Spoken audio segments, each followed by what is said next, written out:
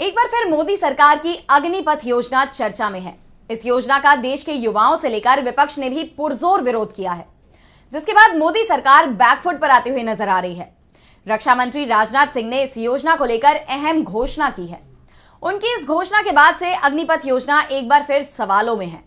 तो क्या है यह अहम घोषणा? क्यों एक बार फिर सवालों से घिरी अग्निपथ योजना? जानने के लिए देखिए ये रिपोर्ट। मोदी सरकार ने 2022 में अग्निपथ योजना की नींव रखी थी। इस योजना के लागू होते ही इसका विरोध शुरू हो गया था। पूरे देश के युवाओं ने इस योजना के खिलाफ प्रदर्शन किया, लेकिन इसके बावजूद सरकार ने योजना लागू कर दी।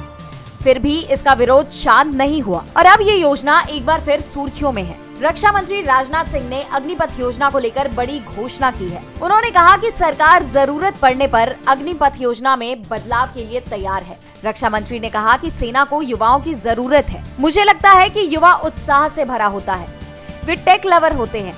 जरूरत पड़ी तो हम इस योजना में बदलाव भी करेंगे। कांग्रेस ने इस योजना को युवाओं के साथ धोखा बताया है और वो शुरुआत से ही इस योजना का विरोध करती आई है। कांग्रेस ने इसे अपने चुनाव कैंपेन के मुख्य मुद्दों में भी शामिल किया है और इसके साथ ही कांग्रेस ने सत्ता में आने के बाद इसे बंद करने की बात कही है। आपको बता दें, मोदी सरकार की इस योजना के तहत युवाओं को सेना में केवल 4 साल के लिए सेवा का अवसर दिया जाएगा और उन्हें सैनिकों को मिलने वाली अन्य सभी सुविधाएं भी नहीं दी जाएंगी, न रिटायरमेंट पर पेंशन, न ही भविष्य के लिए कोई ऑप्शन। इसलिए इस योजना को लेकर युवाओं में भारी असंतोष नजर आ रहा है और अब लोकसभा चुनाव को देखते हुए मोदी सरकार भी बैकफुट पर आती हुई नजर आ रही है और योजना में बदलाव की बात सामने आ रही है। डीवी लाइव की रिपोर्ट।